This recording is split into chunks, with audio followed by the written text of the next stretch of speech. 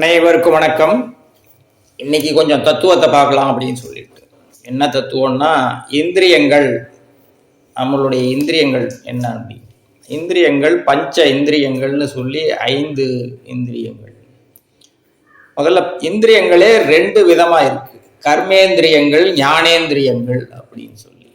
கர்மேந்திரியங்கள்ங்கிறது என்னன்னா, கை, காலு, வாயு, மலமூத்திராதி விசர்ஜன உறுப்புகள்.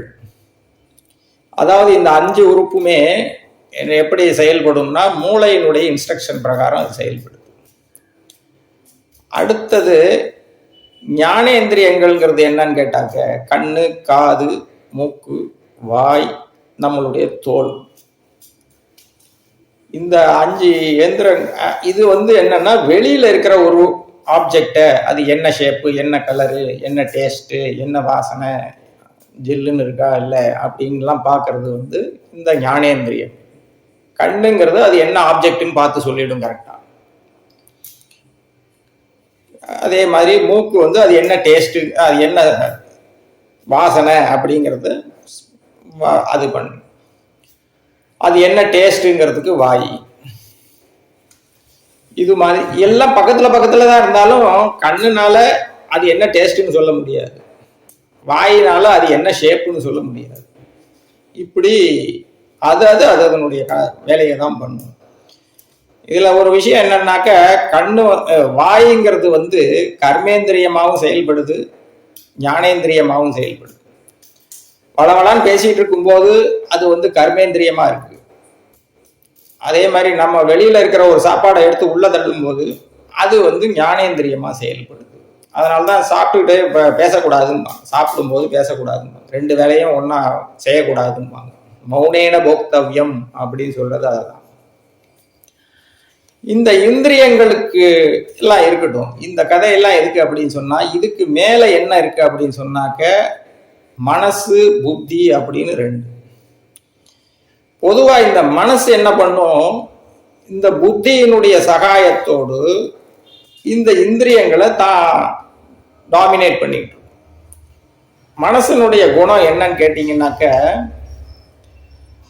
மனசு எதையாவது ஒன்று ஆசைப்படும், அதை எப்படியாவது அடையணும்னு புத்தியோடைய ஆலோசனையை வச்சு அதை நிறைவேற்றி கொள்ளும். ஃபார் எக்ஸாம்பிள், ஒரு காரை பார்க்குறோம், உடனே மனசை ஆசைப்படும், நம்மளும் அந்த மாதிரி கார் வச்சுக்கணும் அப்படின்னு. உடனே புத்தியை ஆலோசிச்சு அது எங்கே வாங்கலாம், எப்படி வாங்கலாம், சீப்பாக எப்படி வாங்கலாம், செகண்ட் ஹேண்டில் வாங்கலாம் அப்படிங்கிறதெல்லாம் யோசனை பண்ணி அதை எப்படியாவது வாங்கிட்டாக்க அதுக்கு மனசுக்கு திருப்தி ஆகிடும்.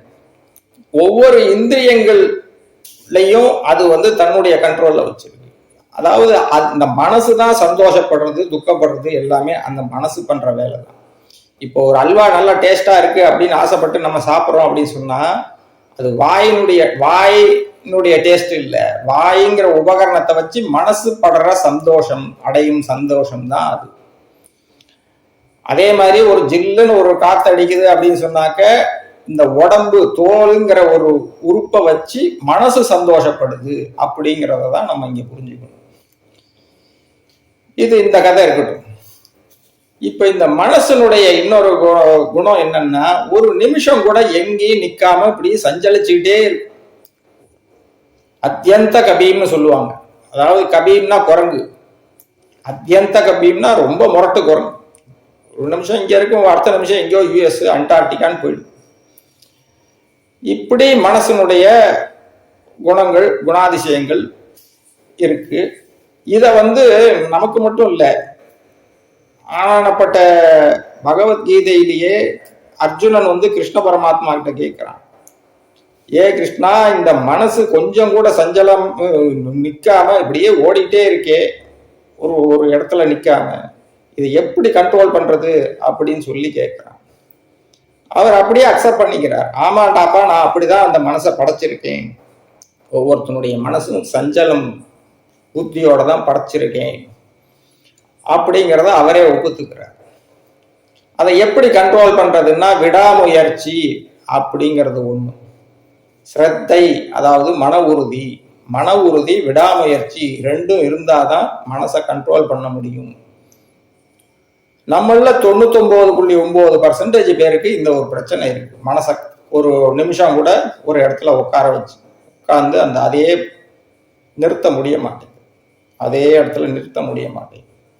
இதே மகான்களால முடியுது. மணிக்கணக்கில் இல்லை, நாள் கணக்கில், வாரக்கணக்கில் கூட அவங்களால முடியுது. அப்படின்னு சொன்னா அந்த மனசுங்கிற ஒன்றை கண்ட்ரோல் பண்றதுனாலதான் அவங்களுக்கு அந்த சித்திகள்லாம் வருது.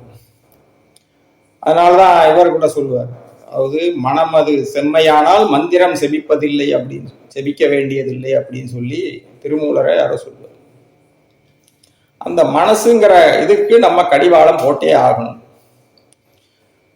கடோபனிஷத்துன்னு ஒண்ணு உண்டு. அந்த உபனிஷத்துல என்ன சொல்லி இருக்கு அப்படின்னு சொல்லி கேட்டா, நம்ம தேகம், நம்ம உடம்பு தான் ஒரு தேர். இத ஓட்டுற, இந்த தேரை ஓட்டுற சாரதி யாருன்னு கேட்டா நம்ம புத்தியாக இருக்க வேண்டும்.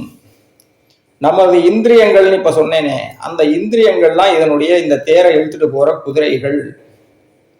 இப்போ இங்க மனசு எங்க வருது அப்படின்னு சொன்னா, அந்த குதிரைகள் எல்லாம் இழுத்து பிடிச்சிட்டு இருக்கிற அந்த கடிவாளம், லகான்னு சொல்லுவாங்களே, அந்த கடிவாளம் அதை யார் பிடிச்சிருப்பா? சாரதி தான் பிடிச்சிருப்போம். தேரை ஓட்டுறவன் தான் பிடிச்சிருப்போம்.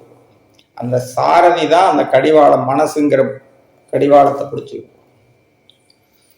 ஆக இந்த சாரதியானவன் டைட்டா பிடிச்சி அந்த மனசுங்கிற கடிவாளத்தை பிடிச்சி குதிரைகள்ங்கிற இந்திரியங்களை இறுக்கி பிடிச்சான்னா போய் சேர வேண்டிய இடத்துல போய் சேரலாம்.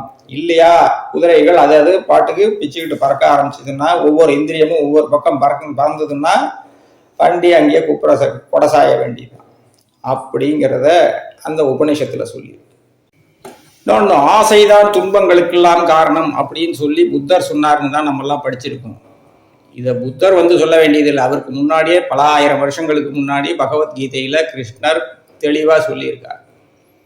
அர்ஜுனன் கேட்கிறான், அதாவது மனுஷன் பாவம் பண்ணக்கூடாதுன்னு நினைக்கிறான், இருந்தாலும் அவனை புடரிய பிடிச்சி பாவத்துல தள்ளுதே, அது என்னது அப்படின்னு சொல்லி கேட்கிறான். அதுக்கு கிருஷ்ணர் சொல்றார், அதுக்கு பேர் தாண்டாப்பா காமம், அதுக்கு பேர் தாண்டா குரோதம் அப்படின்னு சொல்லி சொல்றார். காமம்னா ஆசை, குரோதம்னா கோபம் தான்.